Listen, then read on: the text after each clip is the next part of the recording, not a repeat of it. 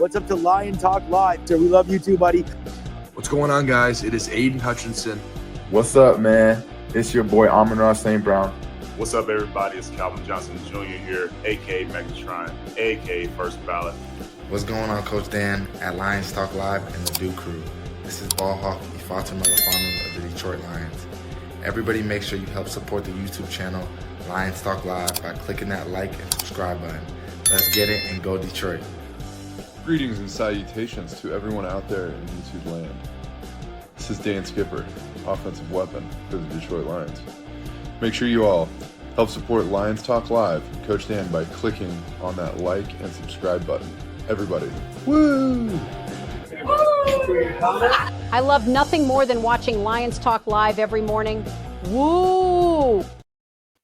Well, greetings and salutations to everybody out there in YouTube land. I am your host once again, Dan Thornton, and I want to thank you all for joining us here today. Hey, it is the weekend kicking off. It is Friday. It is Lions Talk Live morning show coming at you, and we've got a couple things to debate about today. Hey, as you can probably tell from today's thumbnail, ESPN has unleashed their thoughts on the upcoming NFL season, and that does include the Detroit Lions. Where does ESPN, the worldwide leader in sports, think that the team is going to place? We'll dive into that during the main topic of the day. We'll get into the 5 headlines now. We got a few things to talk about there as well. And before we get into that, as you guys are probably aware, if you haven't yet subscribed to Lions Talk Live, please consider doing so. We're making that march for 13,800 subs, and we're roughly, 32 subs away from it. So if you can help out with that, that would be most welcomed, most awesome of you to do so. Also, while you're hitting that subscribe button, reach on down, hit that thumbs up button, that like button, hit all the buttons while you're at it.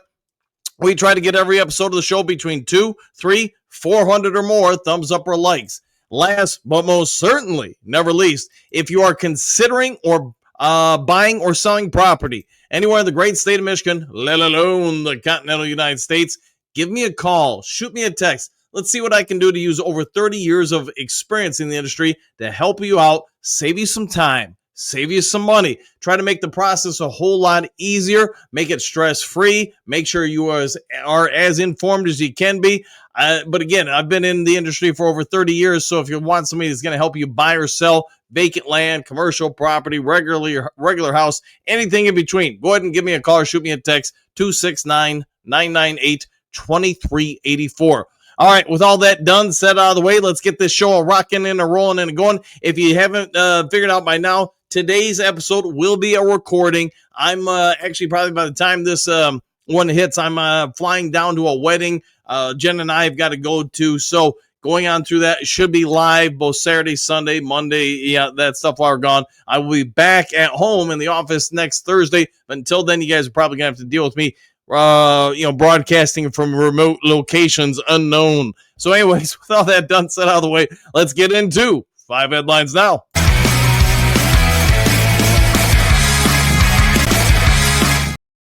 All right, 5 glorious headlines coming at you. I'm doing this show, by the way, recording it late Thursday to try to make it as up-to-date as possible when it airs at 7 a.m. for you guys in the morning. And again, it should be live the rest of the days. Just today will be a pre-recording because I'll be in the air at the time the show goes on. All right, Detroit Lions player is, quote, tough and physical, end quote, perfect for Detroit. The heavy story by Ann Erickson. Ann Erickson talking about one of the incoming Detroit Lions rookies who's quickly gaining a reputation throughout the team, throughout the organization, and the Detroit Lions are hoping that will continue to the rest of the NFL when he is unleashed upon them.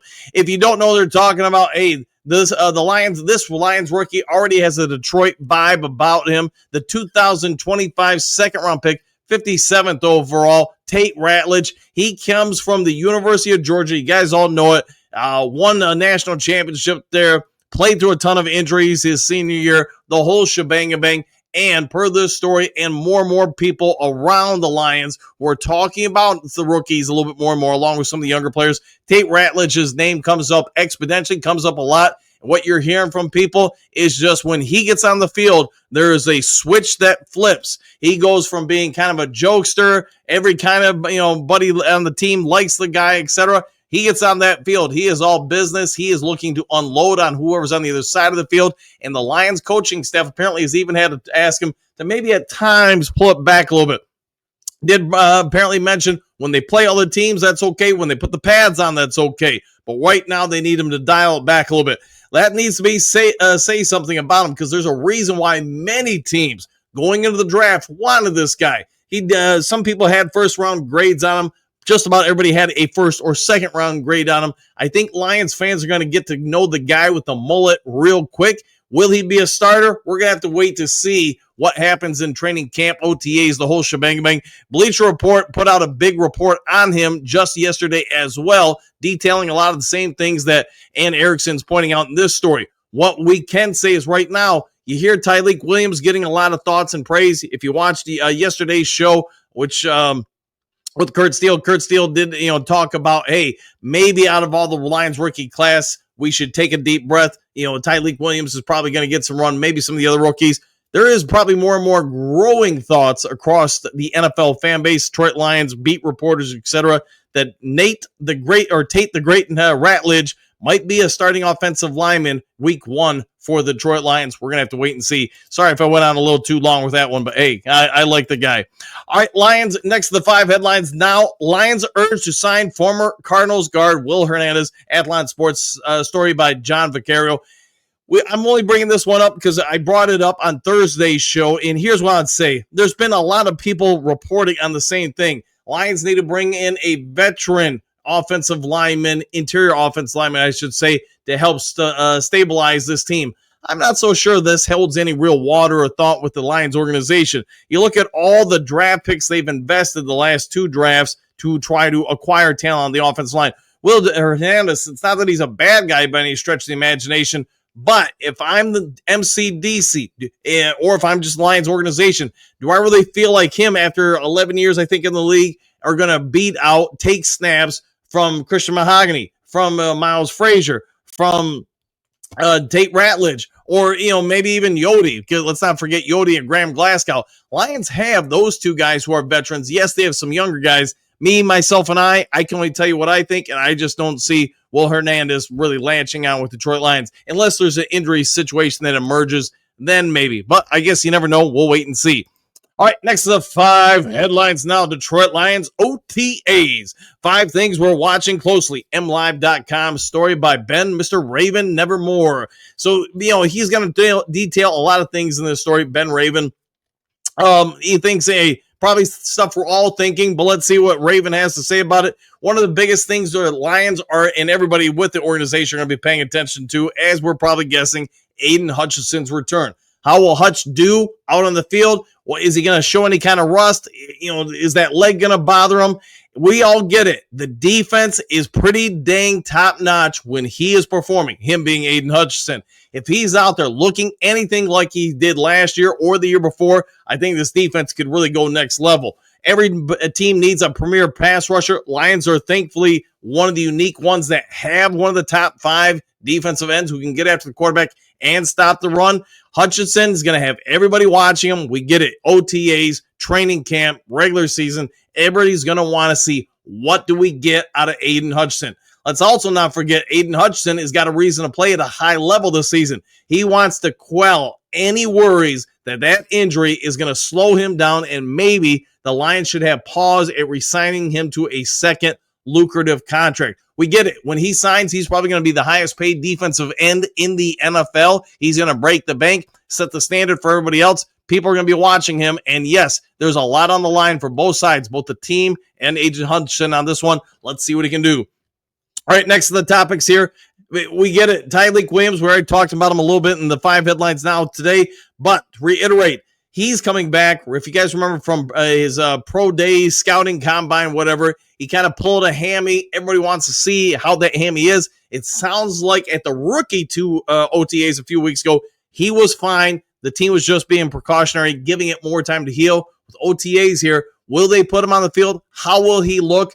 I think the expectations for this kid are that he's going to step in and really kind of fill in for Ali McNeil, make some of his loss, Ali McNeil's loss, for the first half of the season not as large or glooming or noticeable. Tyleik Williams just needs to be Tyleik Williams, and the first step towards that is getting out in OTAs, proving the hamstring is fine, and that, yes, he was worthy of the 28th overall pick.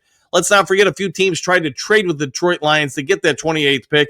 It is assumed those teams were trying to get Tyreek Williams, although that has not been confirmed as far as I know, so wait and see. All right, next on the list of the 5 things from Ben Raven and MLive.com, MLive.com, the offensive line rotation. We're all talking about, will Graham Glasgow move effortlessly back over to the right guard and he will hold the winning spot there? Will Christian Mahogany be the left guard? Will maybe one of the rookies replace him? Will Yodi step in the mix? Whoever knows, we want to see what's going to happen here. We also want to see if perhaps Nate Ratledge is going to play at center, some in OTAs, whatever's going to happen. We want to see. Hank Fraley went in and talked to the media about this very situation, was non-committal on what was going to happen, just going to say that everybody's going to get their opportunities. Let's see what opportunities Hank Fraley does provide to them. All right, Alex Anzalone. Big thing here. Dan Campbell is expected to address the media when reporters are in Allen Park for OTAs. One of the things, we all know it's going to come up, so, hey, ahead of time, just be aware. Dan Campbell is going to be asked about Alex Anzalone in that situation. Is the team going to re-sign him? Is he going to sit out? Is he going to be traded? Is he going to become a coach? I don't know. We're going to have to wait and see what pans out with this. Let's also face it. Lions fans everywhere a few years ago didn't want this guy back. Now everybody loves the guy. And, hey, last year when he was out, when he came back, you saw the value Alex Anzalone provides to this defense. You see the flexibility and coverages, all the things he can do. Maybe he's not one of the top 10 linebackers in the league, but he might be one of the top 10 linebackers in the league at coverage. So Lions defense with him in, I think we all agree, is much better than with him out. Let's hope that he can get back on the field and have everything worked out with the Detroit Lions. Kelvin Shepard talked about him a little bit. Just said, basically Kelvin Shepard said there's zero concern about Alex Anzalone missing any time. Me and Alex, we're all good. I have zero concern, said Shepard earlier this month. That quote, that player's a leader here. He's been a leader here. He's been an integral piece in building the culture that's here with the Detroit Lions, end quote. So Shepard, whether he's being forthright with all this or just giving, lip service, we don't know. We'll have to wait and see. Hopefully Alex Anzalone is back sooner versus later. And then the last of Big Ben Ravens, 5 topics here to look at in OTAs. Another look at the new assistant coaches and coordinators. Let's not forget, it's not just the OC and DC that are new. There are a lot of subordinate coaches that are new to the team too. How that's all going to pan out, what kind of nuances they're going to bring in, there's probably not going to be a whole lot of X's and O's revealed to all of us right now in OTAs, but we're going to want to pay attention to it because, you know what, it's our first opportunity to really get eyes on everything and see any kind of nuances they're going to bring on in. All right, next to the 5 headlines now, and yes, that was a long one. Ex-Lions fullback praises current team for refusing to sacrifice culture for talent. MLive by Corey Woods. Corey Woods, also with MLive, is going to talk about someone that probably most of us know. If you don't, former Detroit Lions fullback Jason Kabinda. He's doing a lot of stuff with the media. He's appearing on different podcasts, etc. Talked a lot about the Lions doing great work to change this franchise. Anybody who's been around for more than the last 4 seasons knows the Detroit Lions, they've been not very good. Part of that reason is just, in my opinion at least, a separation between what the front office wants, what the coaching staff wants, and what the players are doing on the field. Anytime you run a college program or professional program like that, I think you don't have much of a chance to have a sustained cultural fit out there. That also being said, Kabinda talked at length, talked about, hey, that's no longer the thing in Detroit. They make sure they draft players that fit a certain mantra. I think if we went through this year's draft, last year's draft, the draft before that, you would see a lot of personality similarities between all the guys, and that's also why Kabinda thinks the franchise is now one of the premium landing spots in the NFL. I think that's hard for a lot of us to stomach, but it is true, and I think Jason Kabinda is pretty spot on with that. All right, last of the 5 headlines out. And man, we've been going on with these 5 headlines for a while. Notes, Lions have NFL's 11th best quarterback head coach duo, SI.com. This is from John Macron. John Macron, you guys all get it. He's covered the Lions this is what he does for a living for SI and other organizations. He hops on different TV shows, networks to talk about it. Last season, Campbell finished 2nd in Coach of the Year voting, while Goff finished 5th in the MVP. In a historic season for the organization, they were the force behind a team that set a new franchise record with 15 wins. So we all get it. The combo is off the chart. Remember, Dan Campbell's overall record right now as a head coach in the NFL is a winning one. Let that sink in, considering that first year, how unfortunately not good it went. I want to say the Lions finished his first year with 3 wins and a tie, something like that. Don't hold me to it, but either way, you get it. It wasn't very good. That's no longer the case. He is considered one of the better coaches in the NFL. Goff, hey, when he was first drafted number 1 overall by the Rams, we all know this story by now. Rams traded up from, I want to say, number 12 to number 1 to get him. Gave him a gajillion picks. He didn't look so great his rookie year. They switched head coaches, brought in McVay. McVay took him to this, along with Goff and a bunch of other players, took him to the Super Bowl. Then kind of fell out of favor. So, career kind of went down.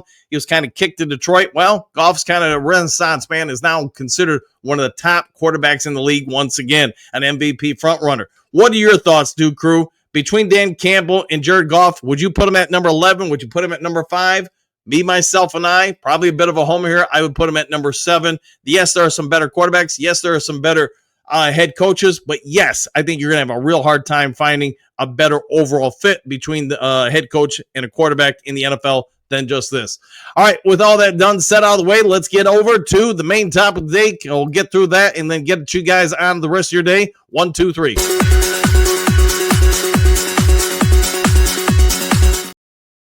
Man, those 5 headlines now, they went out for a minute, didn't they? Sorry about that, guys. All right, so, hey, first look we got here from the from ESPN. You guys all know, the worldwide leader in sports. First look at the NFL FPI ratings for the 2025 season. We'll walk you through it right now as I go ahead and walk you through it. Number 1 on the list, hey, the Philadelphia Eagles are going to be number 1. I get it. This is from ESPN Analytics. They're the Super Bowl champs. Why wouldn't they be number 1? And some would say they've upgraded this offseason. Kansas City Chiefs come in at number 2. The Baltimore Ravens come in at number 3. And then the Detroit Lions are ranked at number 4. Just a shade over the Bills, the Washington Commanders, and Bengals. Bengals, I was surprised. They came in at number 7. You can find all these ratings over on ESPN. Number 32, in case you're wondering, where the Saints, Titans were number 31. The Browns, man, number 30. And I'm not going to go through them all. Let's see, just stick with the NFC North. Packers came in at number 8. Vikings, 15. Bears, 16. So there you go. And then, okay, you're all good there. There's for the NFC North. So what do you guys think? In my personal opinion, I don't have a big problem with it. The Lions, I think we all get it. If the injuries don't happen a season ago, we're all probably watching them get to the Super Bowl. Who knows at that point? Flip a coin. You got a 50-50 chance. I think they probably would have beat the Chiefs, and I think they probably would have beat the Chiefs pretty handily. We'll never know, though, unfortunately. You look at the rest of the list, the Eagles, like I said, some would say they've upgraded this offseason. Are they the team to beat the NFL this year? Probably once again. But the good part is Lions can force a game at Detroit at Ford Field, force the NFC to go through Detroit. It's going to come down to obviously who has the number 1 record. The Chiefs, you have some people saying they're falling off, that Kelsey's no longer the player he once was, that the offensive line is the one it once was, the receivers are changing, yada, yada. What do they keep doing? They keep winning. The Baltimore Ravens, there will be some that say absolutely they're number 3. There's also going to be some that say, well, they don't win anything in the postseason. Who are you going to blame? The coach, the quarterback, the entire team? I'd say me, myself, and I as a coach, I'm blaming the whole team, because the head coach, the quarterback, the team, we're all one community. It's never one person that lets you down. Lions, though, when you look across the team, I think there's an argument to be made that they could be higher on this list than number 4. You look at the quarterback play, you look at the running backs, you look at the wide receivers, you look at the offensive line, the tight ends, and then the defense. Defense, when healthy this year, I think, man, there's a real strong opportunity for the Lions to once again be the best team in the NFL. If they stay healthy, some of those younger guys develop, some of this rookie class just sits there and just helps on special teams or rotational snaps. How much better is last year's team this year with some of those guys like Terry Arnold, Rakestraw getting a second year in them, Mekhi Wingo getting back, Tyreek Williams? You go through a list of people, and another year for Jared Goff to really start entering his prime. Dan Campbell, he's no longer an inexperienced coach. He's been there. He's done that. He knows how to handle things. John Morton, while there's a lot of question marks because he hasn't been a OC for a long period of time, he has been for one with a couple different teams, and he's worked for some real premium offensive-minded coaches. I think he's going to come in and do a very good job with the team. Kelvin Shepard, we'll see what happens with him. But, again, with all the weapons coming back, with a lot of these guys now entering their primes on defense, being healthy and arguably deeper this year than any other time in Lions history, maybe since, I don't know, the 94 team. The 94 team was pretty good. You could say the 92 team or 91/2 team was pretty good too. You guys will have to let me know your thoughts in the comment section. Sorry, we couldn't be alive today. Again, I'll be in the air and flying around, but I'll be back Saturday, from there, I'll be live and whatever. So, again, sorry that I had to do this delayed. Couldn't do it from the air or whatever. We're not going to have time for me to do a live show tomorrow. So stay tuned. Do me a favor before you guys check on out. Hey, hit the subscribe button, hit the like button, hit all the buttons. Be a good human being. Do something kind for somebody you don't know. And you know what? I'll see you guys all Saturday morning on the next Lions Talk Live. Take care, everybody. Excuse me, sir. Would you... Donations to Reverend Moon? Juice for Jesus? Read about Jehovah's Witness? How about Buddhism? Help Jerry's kids? Oh, yeah. Scientology? Or nuclear power?